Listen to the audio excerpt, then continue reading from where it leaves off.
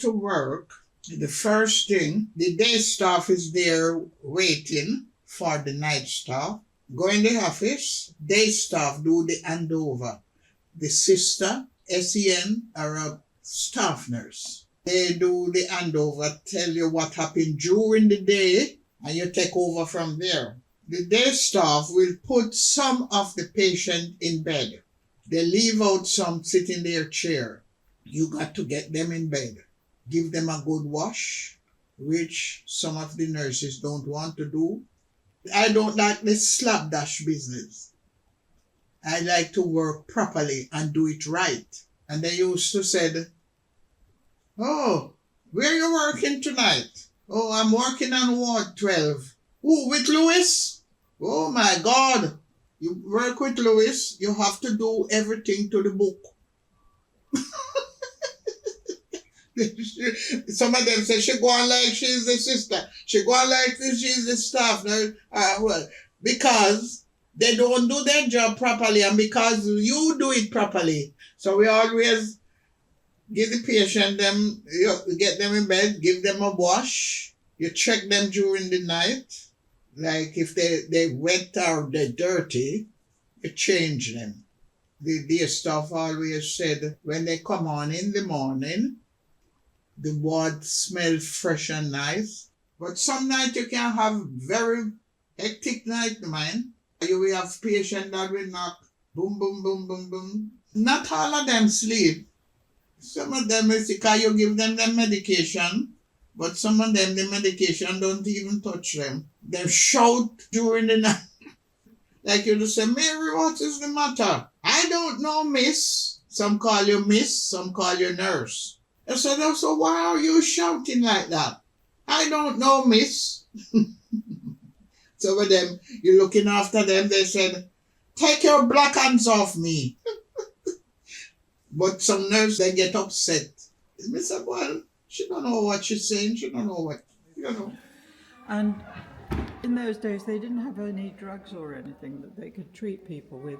So, but they did feel that an ordered life would help people to reorder their disordered brains. So they supplied an ordered life. And actually, it didn't work badly at all, because what we find is that of the people admitted during the 19th century, about 50, getting on for 50% of them are discharged as either recovered or relieved, which means that they're better than when they came in. And then, so that was quite good, really. It was not bad compared to how people recover with drugs these days. So the ordered life consisted of good and regular meals and a bed for every patient. That was important. But also, because these are poor people, that was probably more than many of them had at home. Yeah. Because the circumstances of the Bristol poor was just awful. And, you know, they'd have had families of God knows how many people living in one room. Sometimes the room had a fireplace, sometimes it didn't.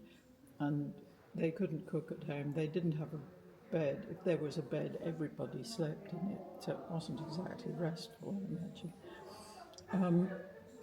And they also felt that exercise was good for people. And so they wanted it to be somewhere where they could have large grounds. So the hospital was built out here, away from the city centre, in fresh air, breathing good breaths and surrounded by greenery, because again they felt that that made people feel better about life. And so they took the patients on compulsory walks around the grounds, and they also gave them an occupation, because they felt that was important to help take people's minds off their problems. And I think an occupation actually does a lot more than that. But anyway, the hospital had been set up with the idea that the patients would be participating. And so somewhat around 60 or a bit more percent of the patients had a regular occupation, those who were capable of it, obviously. And I mean, some of the men were professional men and were able to do things, you know, and they had sign painters and builders, stonemasons, all sorts of people, and they would be able to sort of carry on doing things about the place. But one of the principal occupations was ward work, which meant people were helping out on their wards. The men helped out on the men's wards, the women helped out on the women's wards. And the men also did tons of market gardening, because out at the side there, where Froomside and all that lot is now, they had big market gardens. And the hospital was actually self-supporting in vegetables and also in meat on the whole. They had pigs and chickens on site and some cows down the road somewhere. So jolly good, and that was really what contributed to the good meals. And then the women predictably did huge amounts of sewing. We've got lists of what they did in 1863 down the bottom there. Yeah. They sewed things from new and they mended things. I mean, they mended something like 10,000 items or something one year. It was a lot of stuff. But, you know, they slogged away at it. And it was probably a calming thing to do if you're sitting there making sheets and nightgowns and goodness knows what. Anyway, so patients also helped out in the kitchens and the laundry as well. And so that was this. And then another aspect of the helping people was to try and lift their spirits. I mean, it was sort of organised to get people to feel better about life. And so this church, when it opened, has been decorated very much with the idea of making you think about healing and health. So we've got up here in the windows, Christ returning sight to the blind and hearing to the deaf. And up at the top there, they're driving confusion out of the brain of the chap who's clutching his head. He was somebody who was suffering from some wild, complaint of some description. And then on the other side here, we've got Lazarus being raised from the dead, and a couple of other people, a widow's son and Jairus' daughter, who were also raised from the dead in the New Testament. And then our altarpiece, rather than being a crucifix, is actually the nativity scene, which again is all about hope and joy, really. So the idea of the church is to make the idea of a cure kind of into a real possibility and help people along. So we've got the Good Samaritan up over there, and various other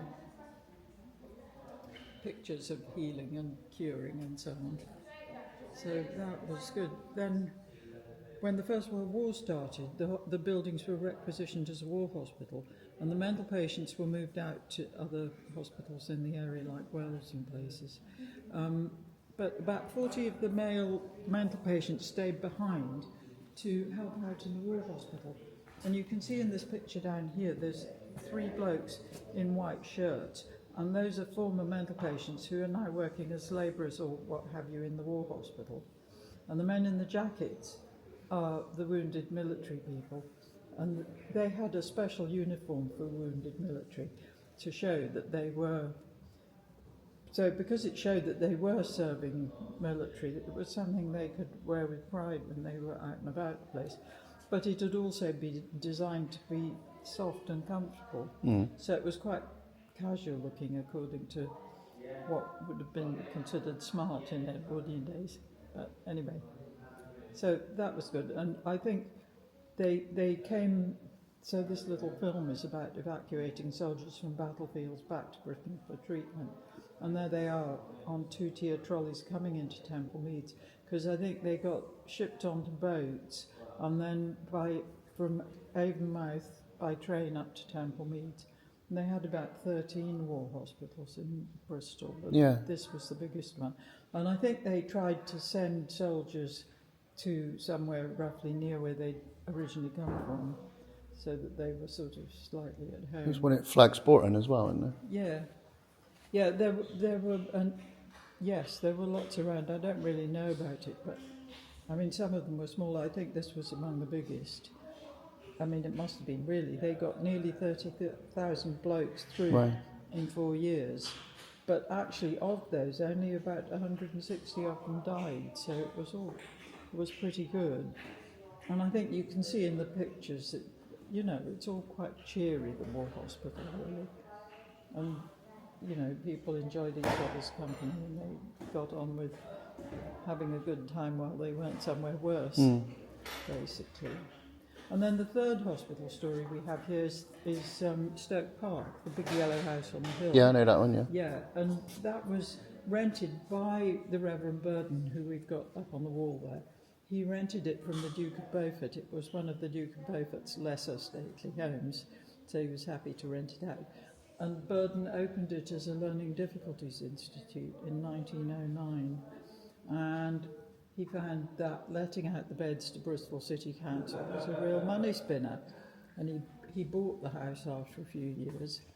And then he died in 1930, but died a very rich man. And his wife thought, oh, well, you know, we've got all this money, maybe we should try and do something useful with it.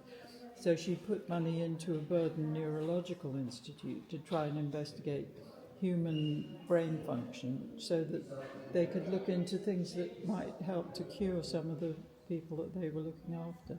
Because they had all sorts of, I mean, they started with adults, but they had children and they had women and men, and who I mean, mostly who sort of ended up living there, I think, really. So they were all the sort of people with problems, you know, from birth, really.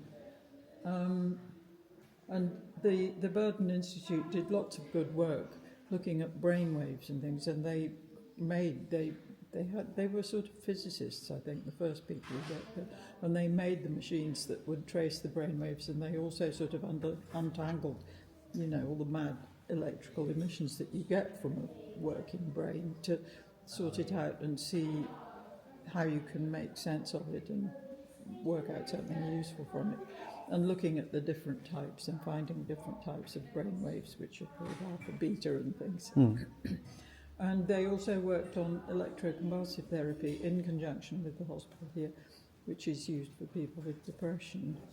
And they also made the first machines for that as well. So, you know, Bristol was in the forefront of looking at these things in the sort of late 30s and 40s, basically. So whenever you say like asylum and that, I always think of like what you see like frontal lobotomies in...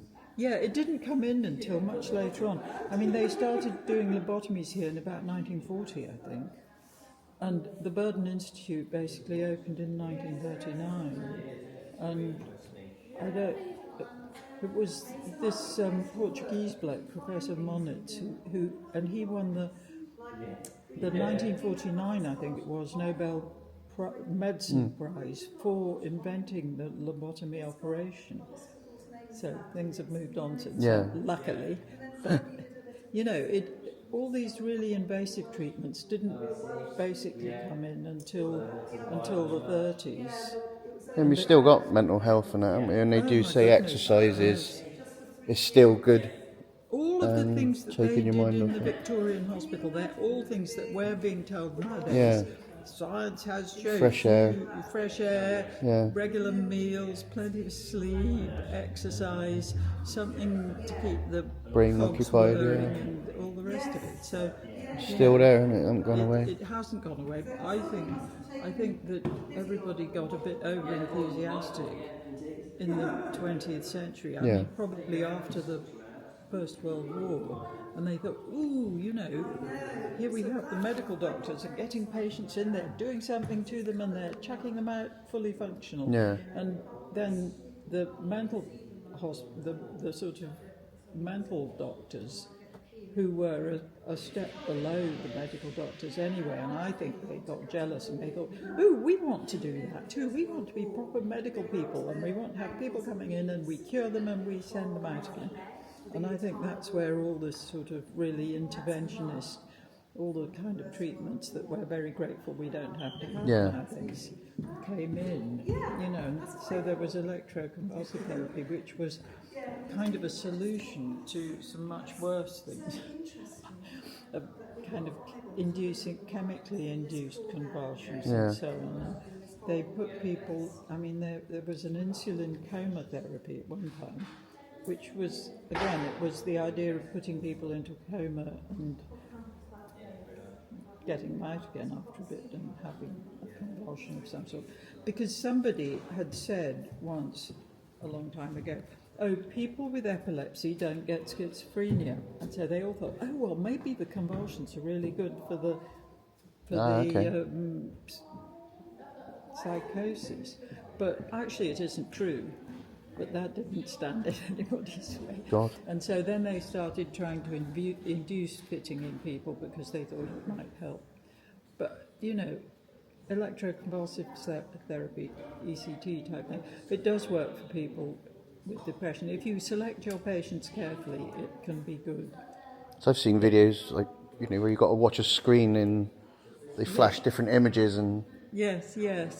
There's things like that. I mean, some people are a bit, you know, because people with epilepsy can be sensitive to things like that. Or maybe if you've got slight epileptic sort of tendencies or something, then flashing things and regular things can be disruptive to people. But it's all very interesting, and the Burden Institute still exists, and they're based at Southmead, and they have both a clinical arm and a research arm, and they carry on working away. Still doing it? Yeah. So all of this sort of stuff about what sets people off and how and whatever is what they're interested in, really. Anyway, so it's all interesting stuff, yeah. Oh, it really is. There's lots of stuff. I never really thought about it before until... Yeah. Yeah, it's yeah, you wouldn't want it nowadays, would you? Some of the treatments. Oh my God! Thank God. No, terrible. I mean, we've got an interview with somebody who had a lobotomy when he was 19 or something. Correct. And he said, well, as far as he was concerned, it was a tragedy, and he had to learn everything else again, and he's obviously still not. But he said, on the other hand, if I'd carried on, I might not be here anymore, because he was suffering from a very severe depression, and his mother had given him permission for him, and you know, I think he was in a truly terrible state one way. That's awful, isn't it? Anyway.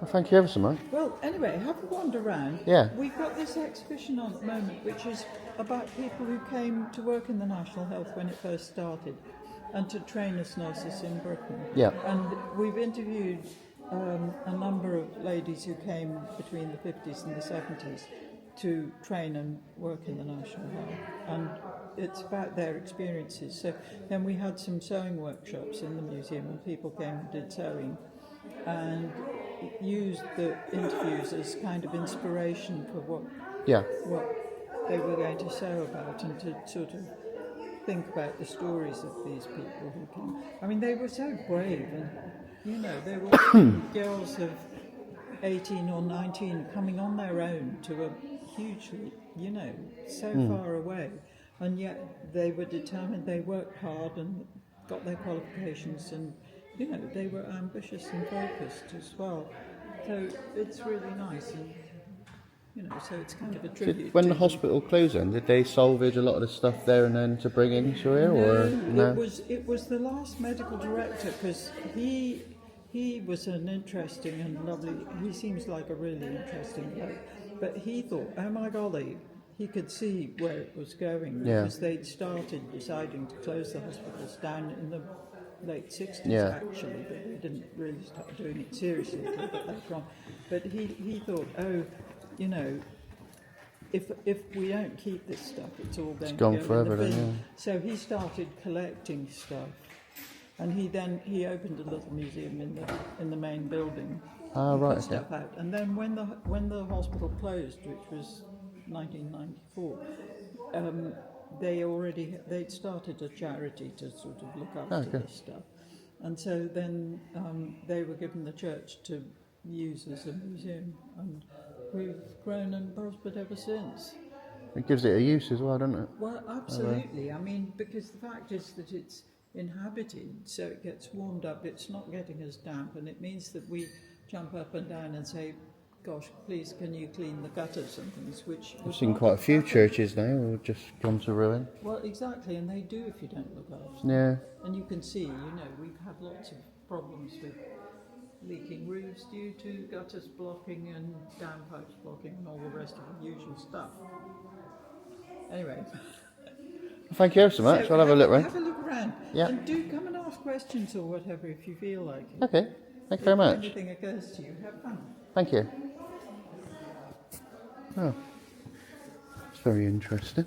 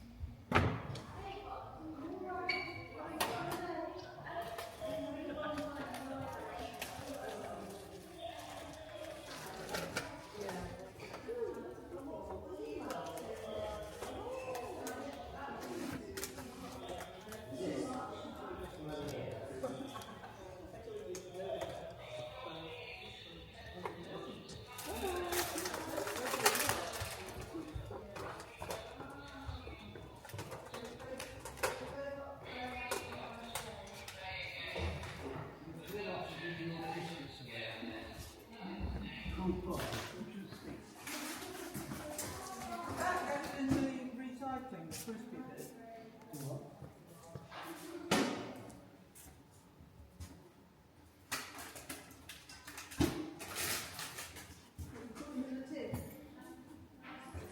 No, I walked them down the hall.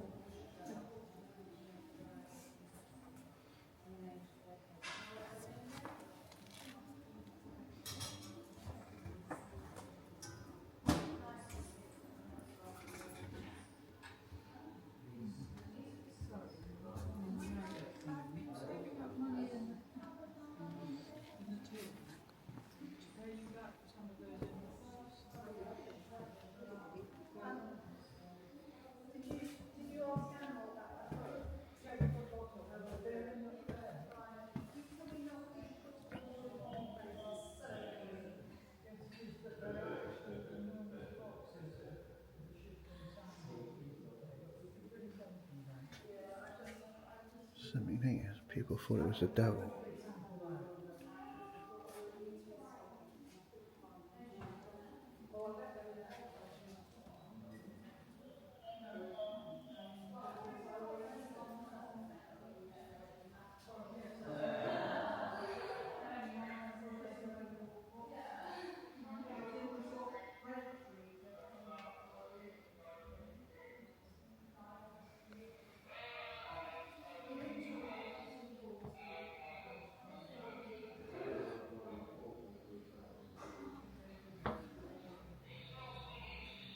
You got privacy in 1892.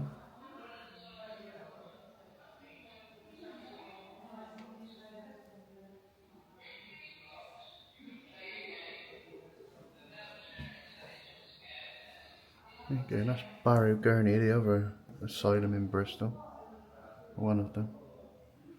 I got it on one of my other videos, what's left of it. It's been demolished.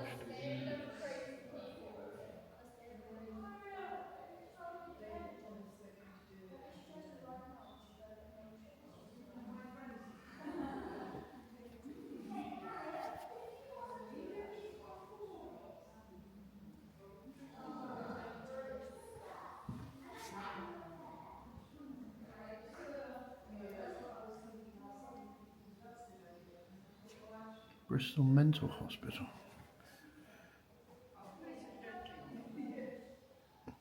Diazepam is first market. I'm just thinking out loud, really, because I thought, if they did say yes, then it would jump right up. And if it's going to have to be expensive,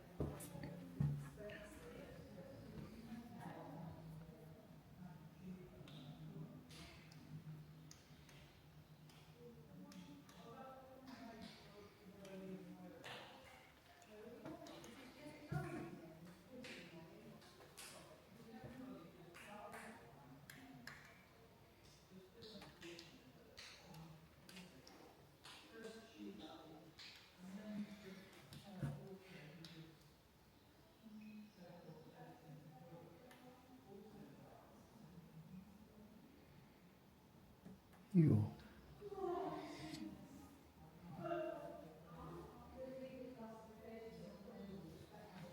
12,000 lobotomies performed in hospitals in England and Wales. Jeez.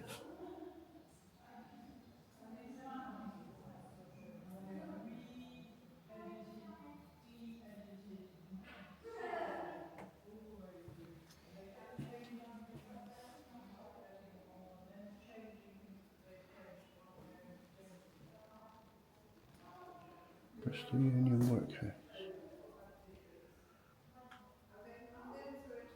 Laundry.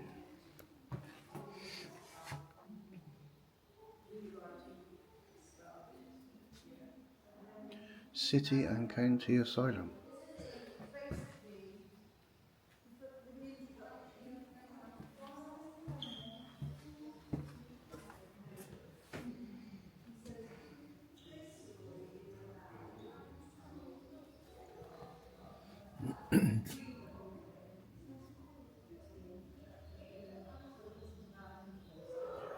Made from old bedposts. Brilliant. Farm and gardens.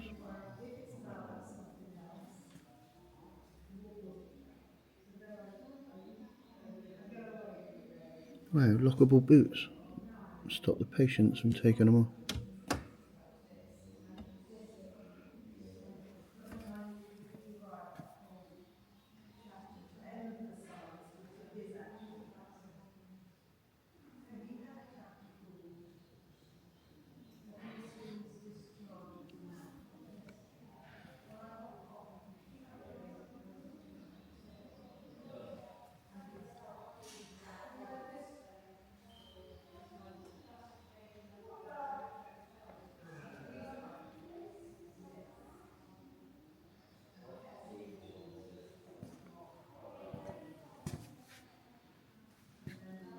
There's the hospital there.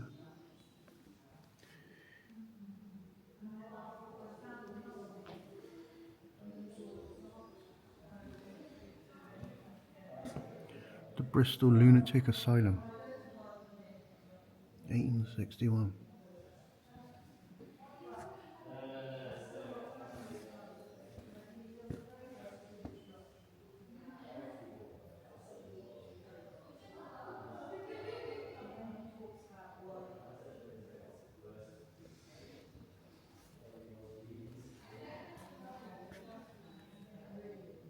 Bristol Mental Asylum aerial view.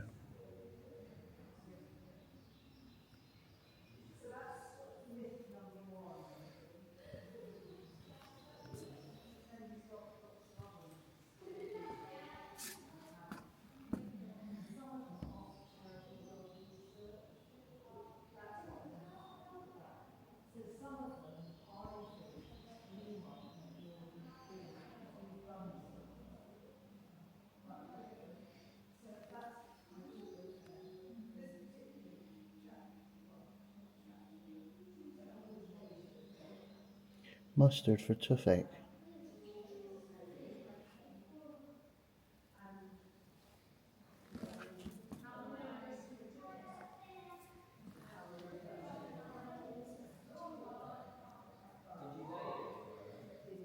Pill maker.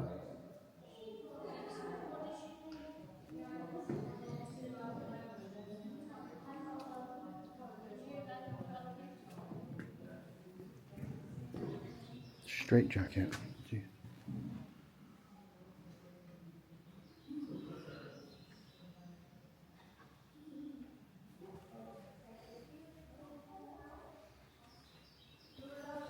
Patients canvas work clothes. They don't look very comfy, do they?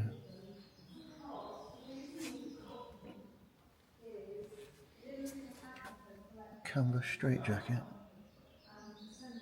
Ham Green Hospital.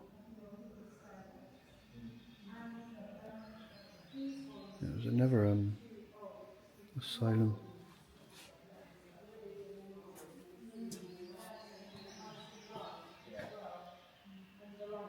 Padded room. Well, asylum as an alternative to medical restraints. Scary, actually.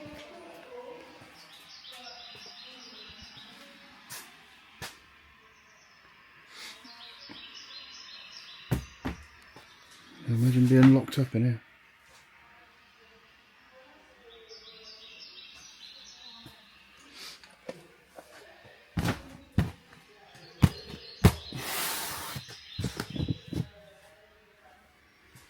That would be your only view.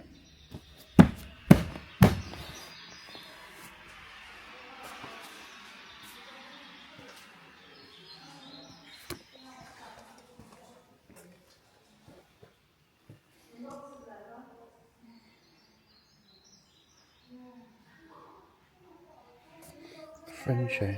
There was another hospital in Bristol that got demolished.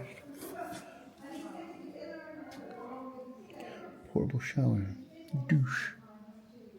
My son's, you know how there's never, you've always got an old sock? Yeah. I had a sack of old socks for my son. Anyway, I made 2 legs out of old socks. Safety cutlery.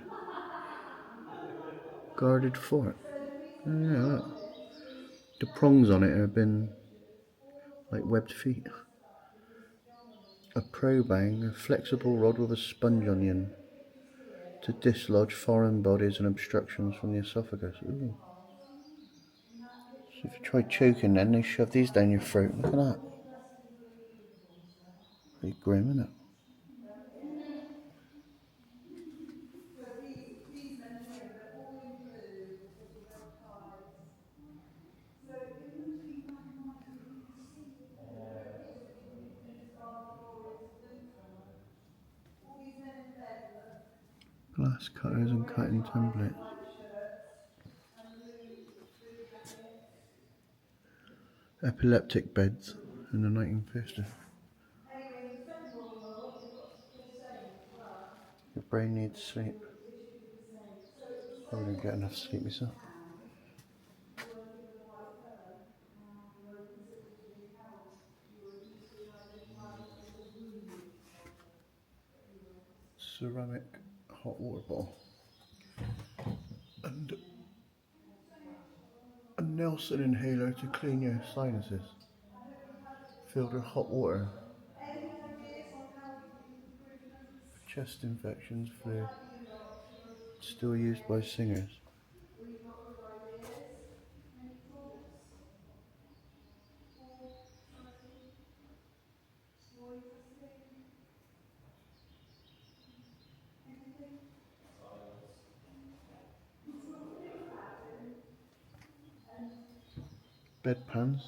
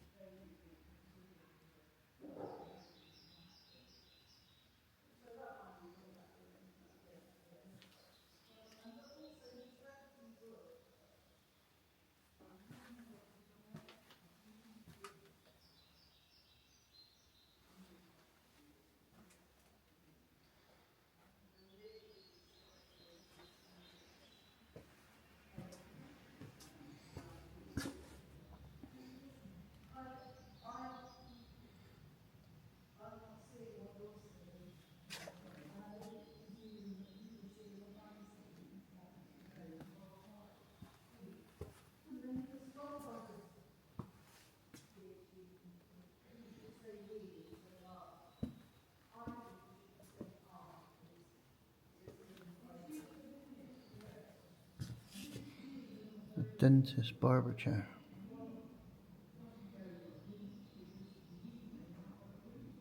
also, he's not talking really. Mostly, obviously, I'm putting my face at it, and I'm giving stuff that he has done. Wheeled trolley in a basket. But I queried with him, because he's got loads of bees, and he can't really talk to you. Well, I did, yeah. I mean, he was told to do that when he was supposed to. No, well, that's what I want to check with you. Because you struck me as very weird, something where you have a grab.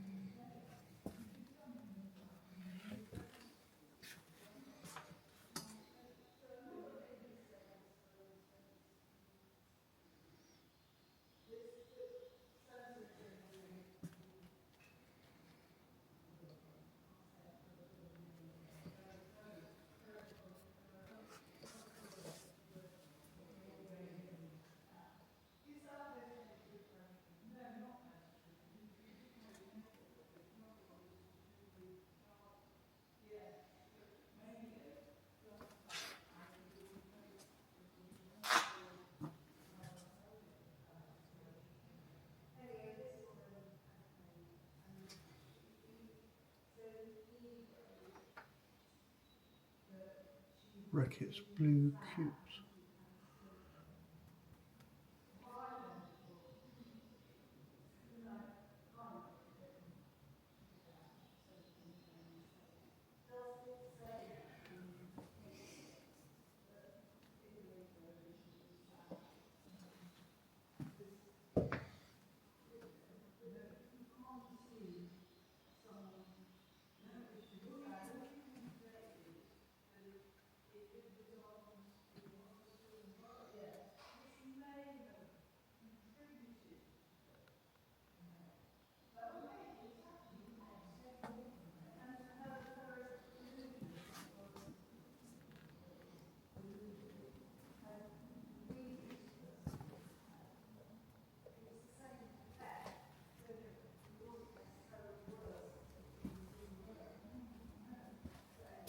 It turns out in the notes it just says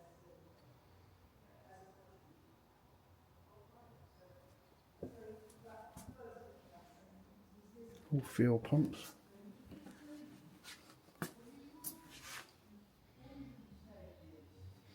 Floor shiner.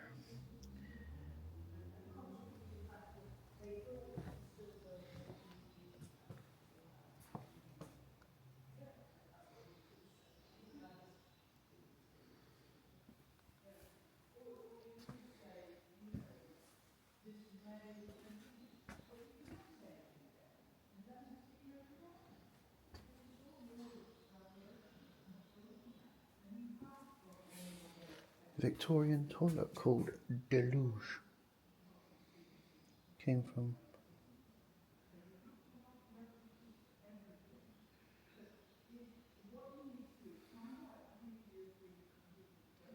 Deluge. It's a posh toilet, isn't it? Cool as that.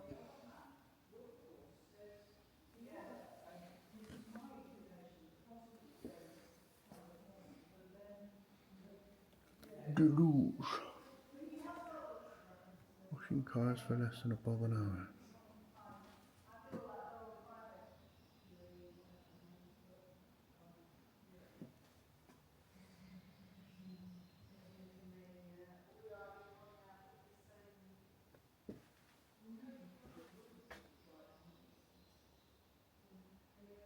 Then he says John Connolly, maybe it's because London has all single layers, or maybe it's because they were trying to take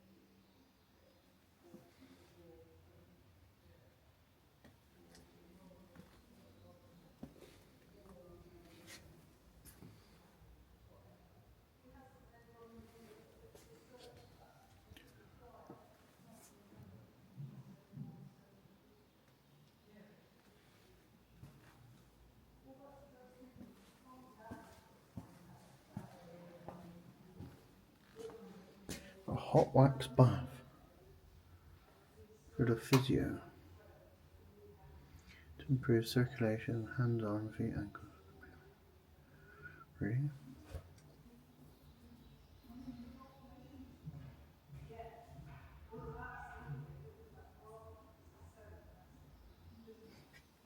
That was pretty cool actually. Melted wax all over you.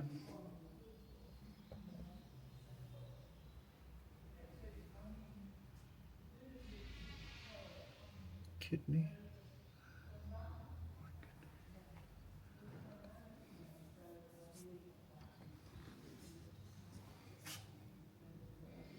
Biopsy slides containing brain tissue. Ew.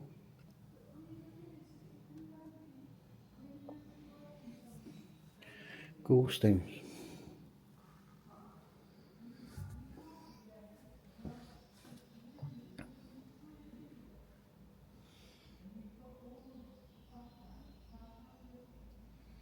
Ew, for removing sections of skull.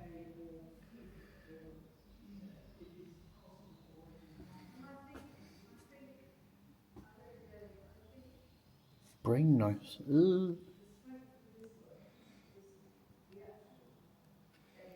Get out for a brain knife.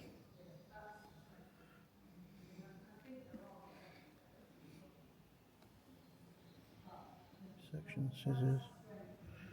Forceps.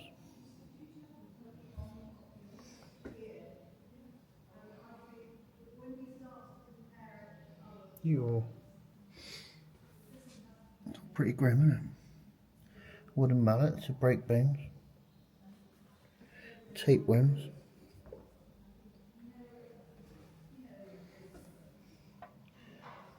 Tapeworm.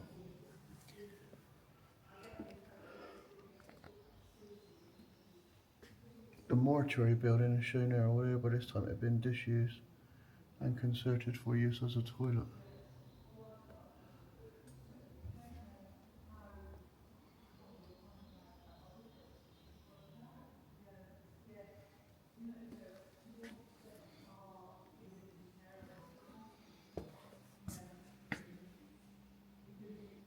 Oh, that is, but it looks painful.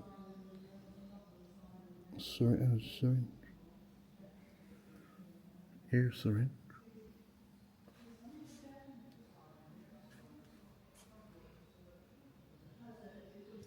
Enema.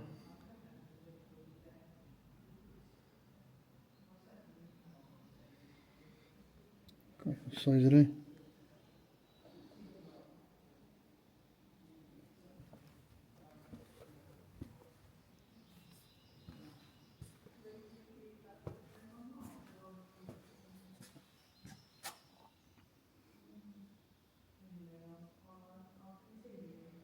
Insulin coma therapy.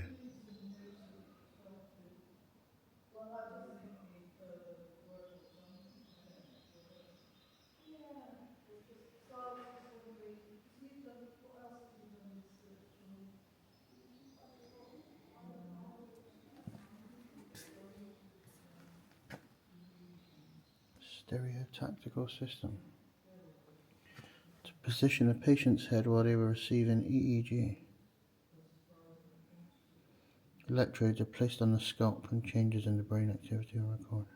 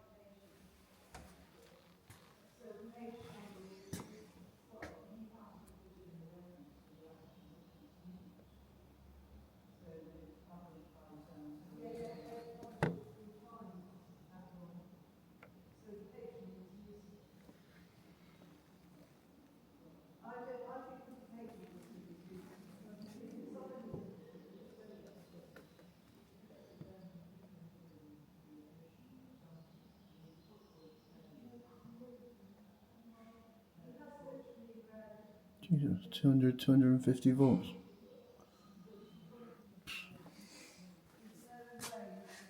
It's sticking your finger in the mains.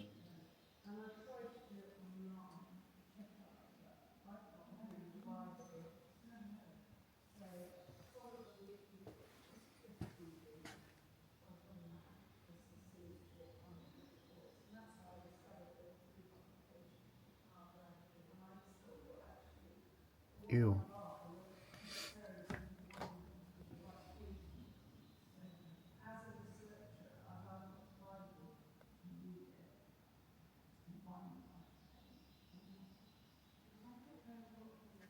General anaesthetic. Yeah. That's grim, isn't it, that?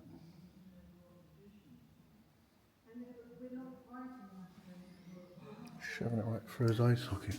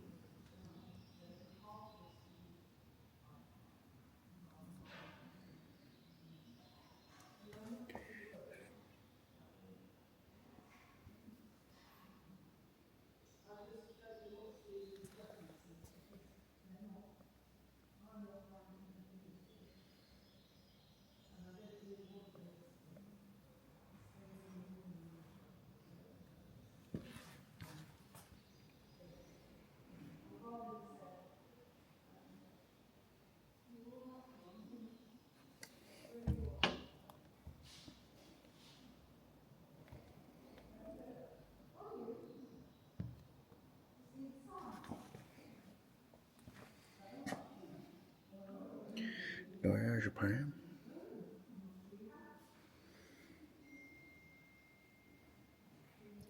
Formaldehyde.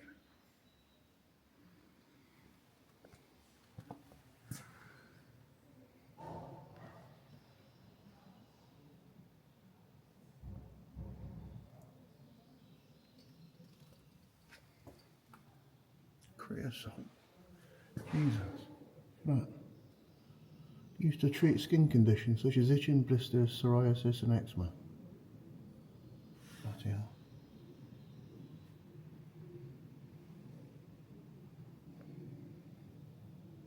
Formaldehyde.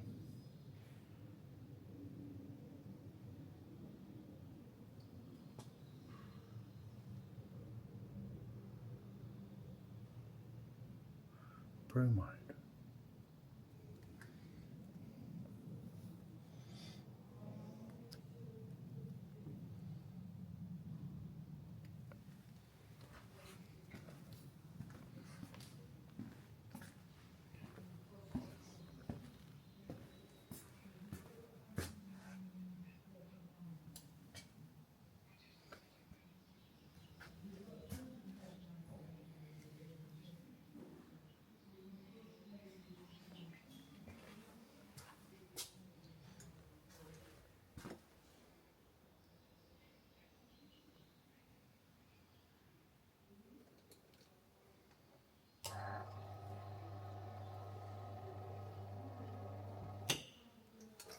Keep your finger on it.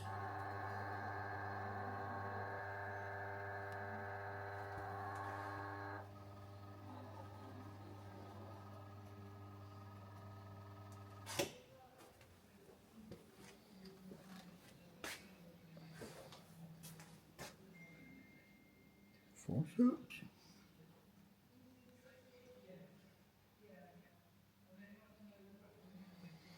A nipple shell.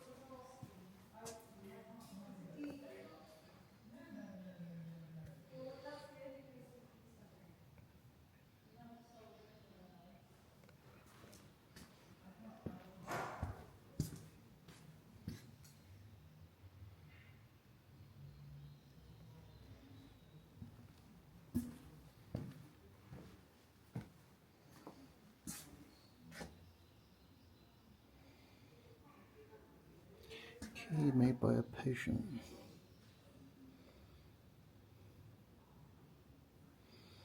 The original key.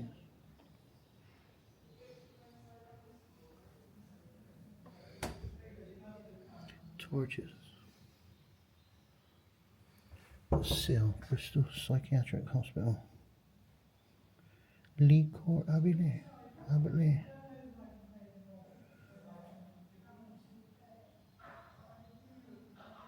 Fish ponds, Glenside and Barrow. Bristol Mental Hospital.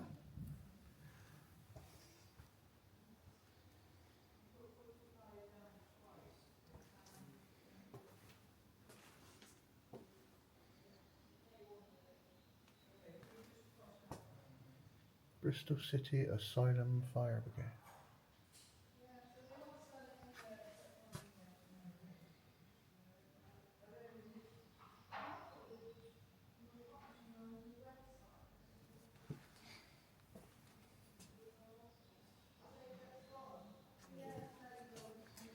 Mortuary.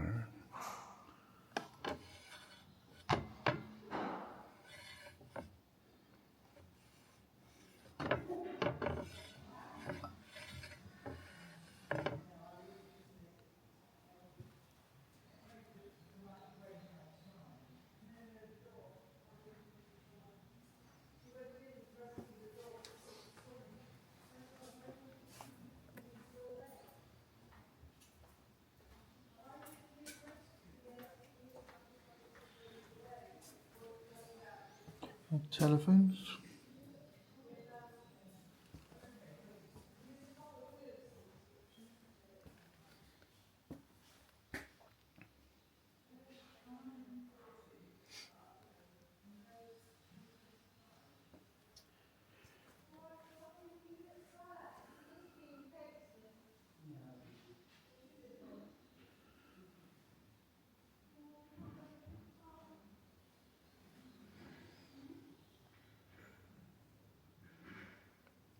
I remember at school is like slang. If you want to say to someone you're a Glenner, you're obviously saying they're a bit thick. You'd call them a Glenner from the Glenside Hospital name. He's a Glenner.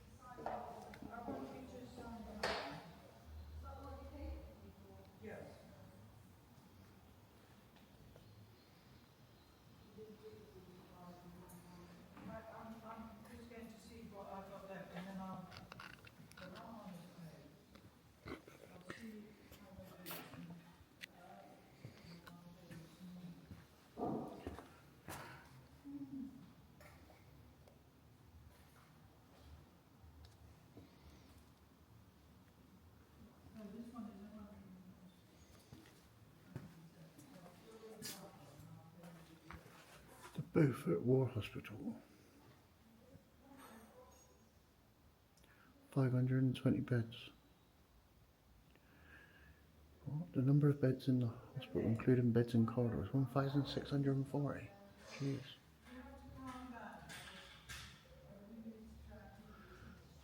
Mental health patients, 30 beds. 29,434. Number of deaths, 164.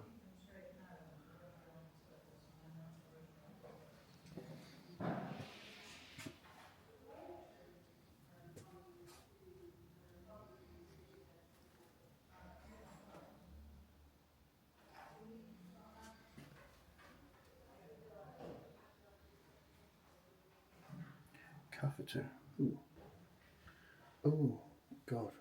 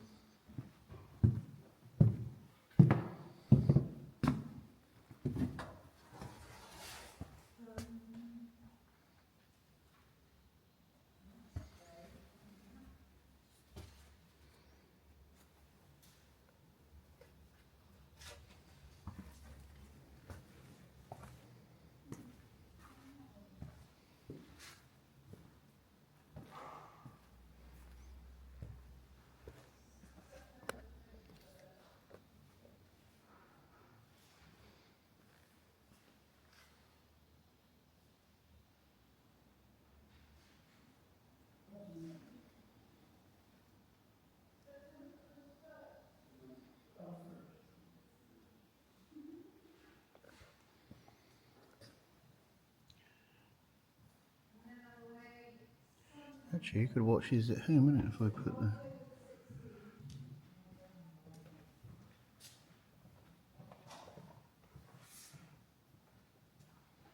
scan these with your phone.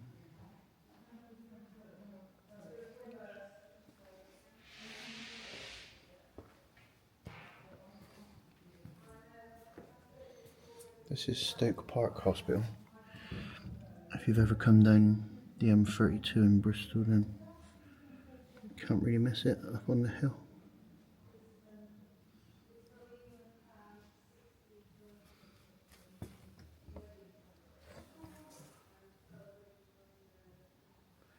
I think one of my videos actually flies over it with my drone.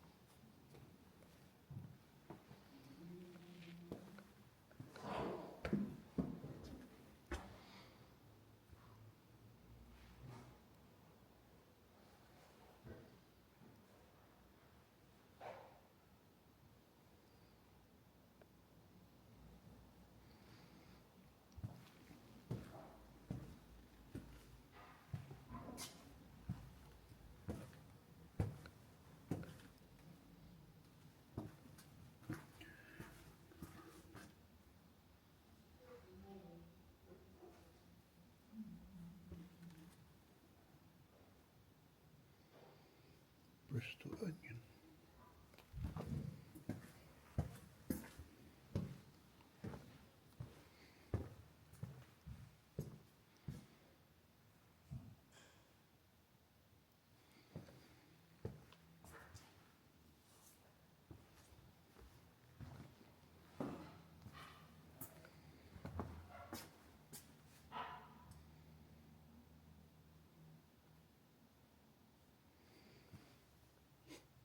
I said something else.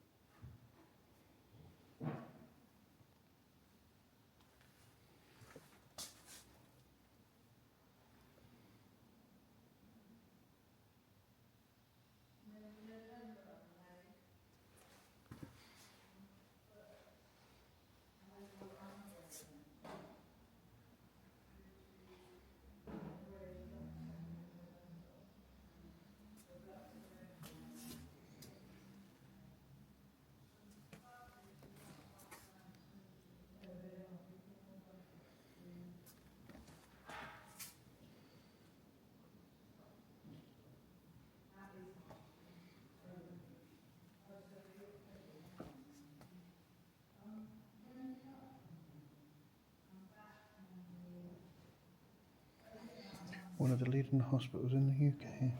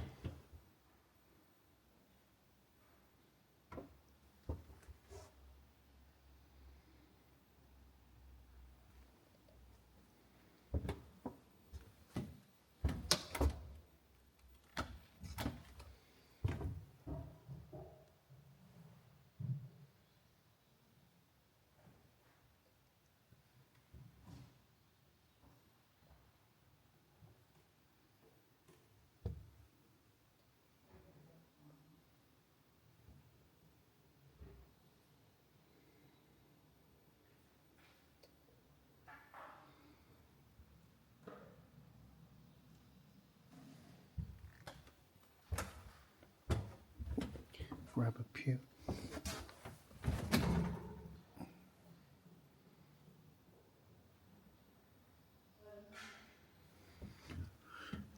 Put your hand in the jar with what you find, you won't be glum.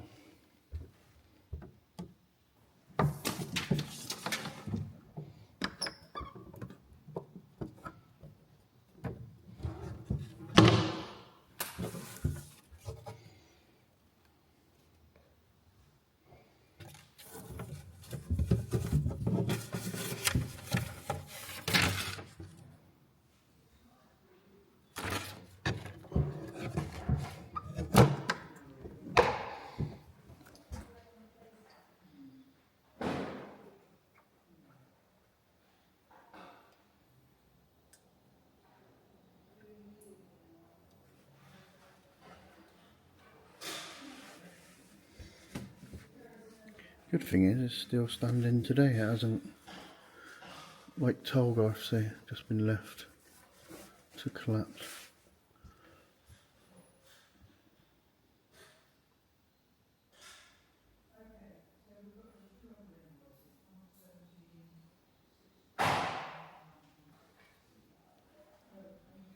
Is that a stretcher?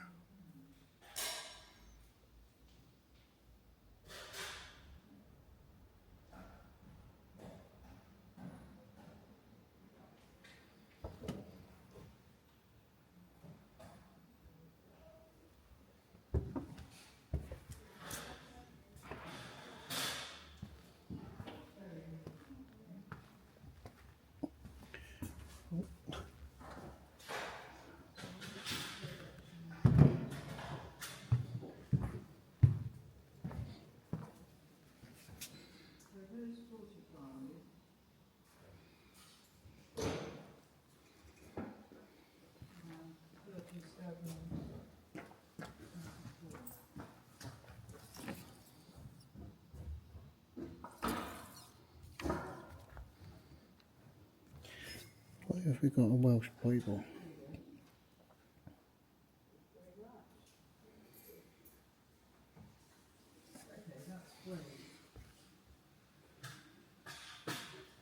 How are you getting on, Andy? Why? How are That you chain. getting on? Carved from a single piece of wood. Yeah, good. Did you find the fish ponds, boys? That's Yeah, impressive. the latest edition they got is June online. Oh. So yeah, I don't find that easy to use ever, that online version. Okay. What was it in June then? It was Ray's one about answering the call.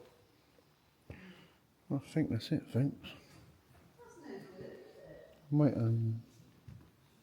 Yeah, keep an eye out. go and film Stoke Park Hospital. It was definitely one in July.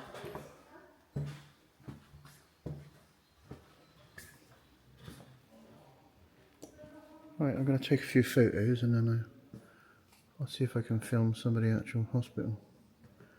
It'll obviously be only from the outside because it's used now as a university. So, I hope you enjoyed it and thanks for watching. I didn't leave Barbados to come to do nursing. But once I got here, I happened to get a job at Glenside. I decided, with my education back home, I wasn't prepared to be an auxiliary. I thought I'm going to put my education into practice here. I can train to be a qualified nurse. My mother, she had a thing about education. She would spend her last penny by sending you to school and making sure that you did your homework. I got a lot to thank her for. The ward sisters did a lot. And we had a tutor who used to take us into this school, taught us all about electroconvulsive therapies. And you had to get into your book, into your medical book and psychiatric book, and learn a lot yourself. The day started 7 o'clock in the morning. You spent your time looking after patients, and other times was just studying, really. 7 o'clock shift, you got to the patient and you helped with the breakfast. You spent a lot of time talking to the patients because in my day, the patients were in the freezing cold or what, they were walking around the grounds of Glenside. You were there with them. It was so different because you spend most of your time talking to patients and finding out a bit about them, the ones who would talk to you. And then you had the patients on the ward who was really mentally sick. There were people who would always screaming or shouting about something. You had to placate them. You had to sort of talk to them. I find psychiatric nursing was just more or less get into your patient and sort of talk to them. Medically, some of them would take their medication for you, and some of them just would want to fight you or, get away from me and things like that.